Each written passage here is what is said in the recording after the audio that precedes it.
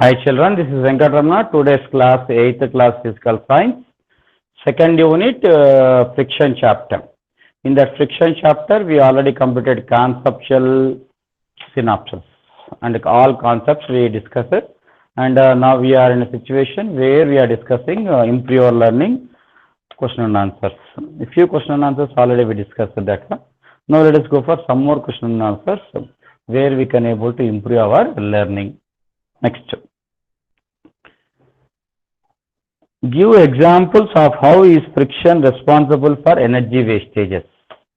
How energy friction is responsible for wastage of energy. How friction is responsible. Friction is responsible for wastage of energy wastages. For energy wastages.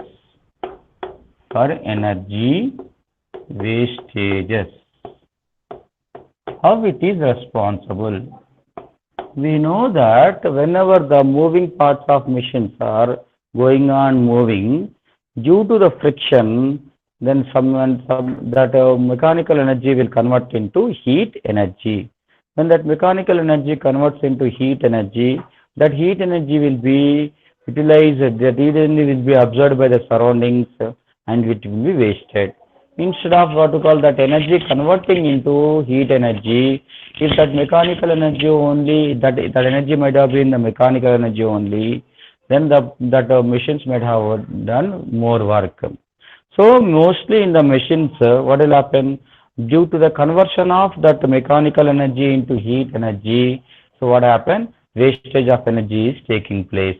Even in the vehicles also, fuel energy, chemical energy will burn and gives rise to, and when it converts into mechanical energy. In that case also, some amount of heat will be released which will be absorbed by the surroundings. As a result, wastage of energy can takes place. Even what we call, whenever suppose when the rail train is going on moving on the railway track with certain speed, because of friction between the wheels of the train and the track, what happens? Some certain energy, that mechanical energy or kinetic energy of that wheels will be what we call wasted in the form of heat energy. As a result, it will be wasted. In that way, these are the few examples where we can able to know that friction is responsible for the wastage of energy. Friction is responsible for the wastage of energy. So we can able to tell in every cases if that energy in one form is converting into heat energy, that released heat energy is not a huge amount of heat energy. As a result, it will be absorbed by the surroundings. As a result, that energy will be wasted. So in that way, friction is responsible for the wastage of heat energy. So like that, we can able to tell that friction is responsible for energy wastages. So now, how we have to what to call reduce energy wastage by friction? We can able to reduce energy wastage by making surfaces smoother, by reducing the friction. How we have to reduce the friction? By making surfaces smoother, by applying the lubricants, or by what you call making the area of rubbing surfaces to a smaller extent, by using what you call ball bearings, or by using rollers.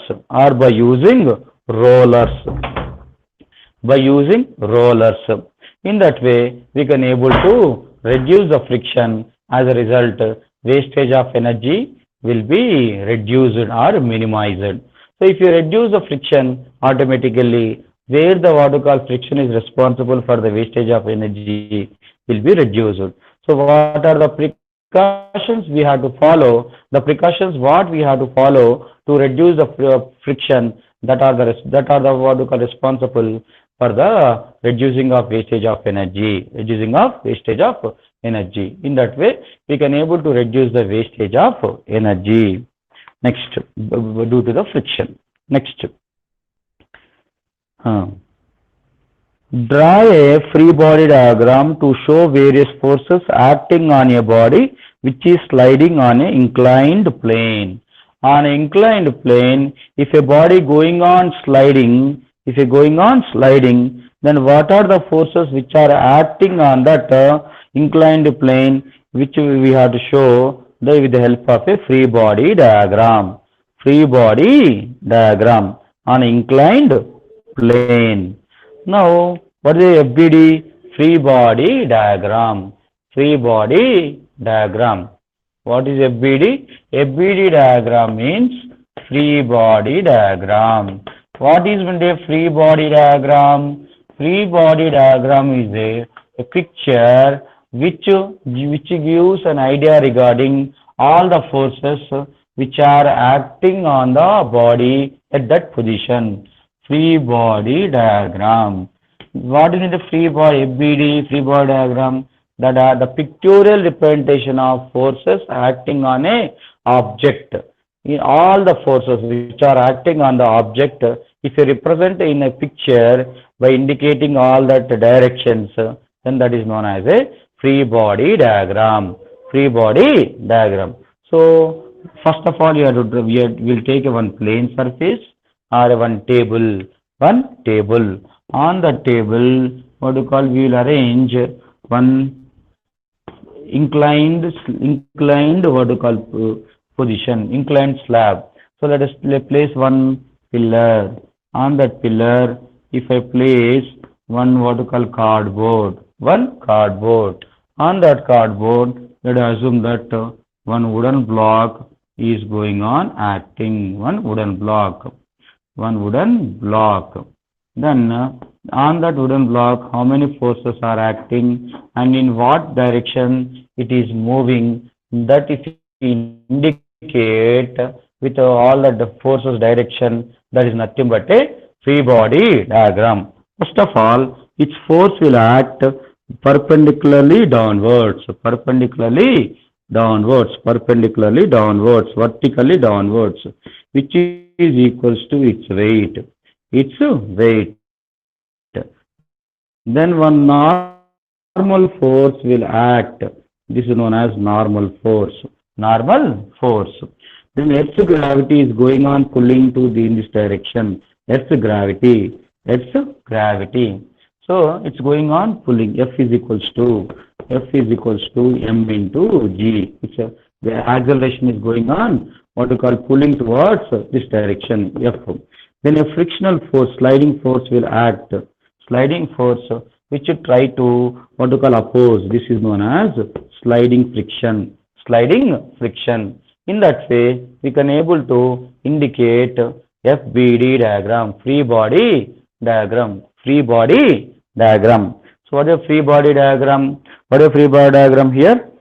See, draw a free body diagram to show various forces acting on a body which is sliding on an inclined plane. So since it is sliding on inclined plane, number one, its weight is going on acting vertically downwards, and the normal force will act what you call from the surface perpendicular to its center of gravity, and as gravity is going on pulling towards earth, then sliding friction is going on acting between the surface of the block and surface of the inclined plane, which will always try to restrict.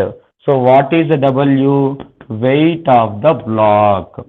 That is a force only. Next, what is N? Normal force by the inclined plane. Normal force by the inclined surface.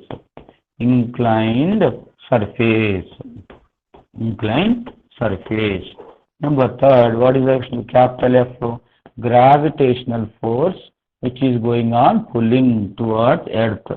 Gravitational force. And what is Fs? Sliding friction between surface of the block surface of the block, surface of the block and inclined surface, inclined surface. In that way, we are drawing a BD diagram which shows all the forces where object is sliding on inclined plane. Once you go through and what you call note down.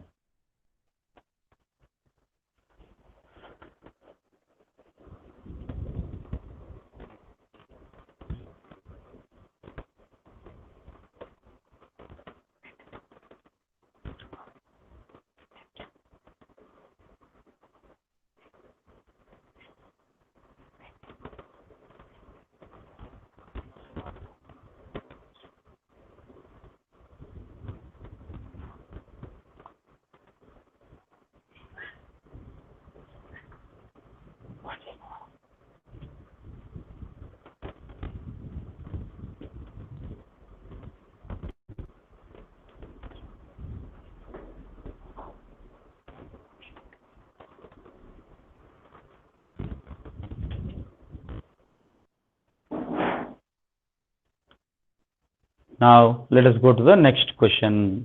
For the next question we have that we will discuss.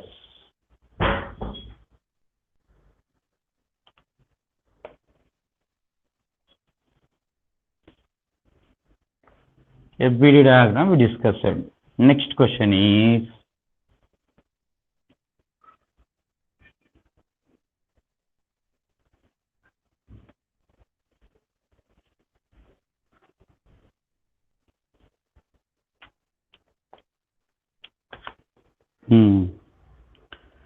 Sita is observing a moving bus with the luggage on its top. One bus is moving and on luggage is there on its top. Who is observing the Sita is going on? Observing. As the bus is moving slowly, there is a change in the state of luggage on its top. When the bus is going on moving slowly, then what she observed? The luggage is going on slowly. There is change in state of means that luggage starts little bit vibrating. But when the bus speeds up and starts moving fast, she noticed that luggage on the top of the bus fell to the back of the bus. This raised many doubts in her mind regarding the effect of frictional force acting on the luggage as well as on the tires of the bus. Can you guess the questions raised in her mind? And we have to write them. What questions are raised? Why the what you call luggage moved when the bus moves slowly? When the bus moves slowly, luggage there is a static friction acting between the luggage and the surface of the bus. But when the bus starts what you call moving fastly, what happened? The static friction limit crossed. As a result, it is going on sliding along with the bus. That means what are the questions might have been raised in her mind? Why first what you call frictional force? Why the luggage has changed its state when the bus moves slowly, and why not the luggage not changed its state when the bus moved fastly? And if suppose due to the friction, static friction, if the luggage start changing its state when the bus moves slowly, then what happened to that friction? Why it is not acting when the bus moves fastly? And whether same friction won't change the state of bus between the tires and roda. So all these sort of questions might have been raised in her Sita's mind. So here are the answers for her what you call questions. First, static friction is acting between the luggage and the bus surface, which try to changes the state of the luggage. When the bus starts moving very fastly, that the static friction crosses its limit, sliding friction is acting. That's why, but the luggage is not at all changing its state. Then in both the cases, what you called static friction is acting. Whereas what you call the friction between the tires and the in this road is a sliding friction. which will automatically comes to play whenever two surfaces are in motion. Whereas for the luggage, when it is moving slowly or when the moving fastly, there in that case, static friction will act, which automatically comes to play whenever the two surfaces are relatively in resting state. So like that, we have what we called static friction and sliding friction observations we can able to observe in our daily life. Next, reaching reducing friction to the lowest possible level in machine tools solve the problems of energy crisis and conservation can conserve biodiversity. How do you support the statement? Yes, if you reduce the friction as lowest as possible in machinery tools, and what will happen? The problem of energy crisis and conserving biodiversity will be more because of what we called energy wastage, energy conversion occurred of mechanical energy to heat energy or heat energy to that another energy. What will happen? Biodiversity is not maintaining properly. So as possible as if you reduce the what we call friction, as possible as small if you reduce the friction, then wastage of energy will be reduced, minimized. As a result, energy crisis won't be occurred, and also what to say biodiversity will be maintained properly. So in that way, we have to support that statement that reducing the friction will little bit solve the energy crisis. What is the energy crisis? Whenever there is a necessity of energy, then we will get a lack of energy, or what we call we will get a deficiency of energy, where we can't able to what we call the obtain satisfy our what we call the demand or what we call requirement of that energy. In that case, requirement energy crisis happened. We can able to tell. So that energy crisis somehow we can able to solve if you reduce the what we call the wastage of energy by reducing the friction as low as it possible, or we can able to if you minimize the friction, the wastage of energy due to the friction as minimize as it possible, then this type of energy crisis can be what we call somehow little bit what we call solved. We can able to tell. In that way, we totally discussed regarding somehow we have to improve our learning. How we have to improve our learning. Now for you, what do you call, you have to collect information from the books or library about various new techniques being adopted by human beings to reduce energy losses due to the friction, and you prepare a one chart that will be a, what you called useful work to you and interesting work to you. So that if you do, then experimentally you will come to know that how we can able to reduce wastage of energy in our daily life by following small techniques and by following small what you call observations and precautions. So in this way we completed the second unit what you call by all the energy crisis, and also what you called improve our learning. Thank you.